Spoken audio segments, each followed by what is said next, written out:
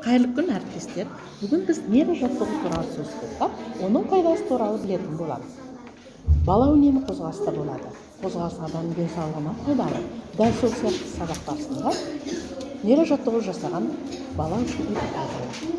Нейрожаттығу жасаған баланың оң жақ және сол жақ жартышарлары үйлесімді жұмыс жасайды. Ақпаратты тез қабылдап, қорытуға көмектеседі. Баланың есте сақтау қабілеті артады.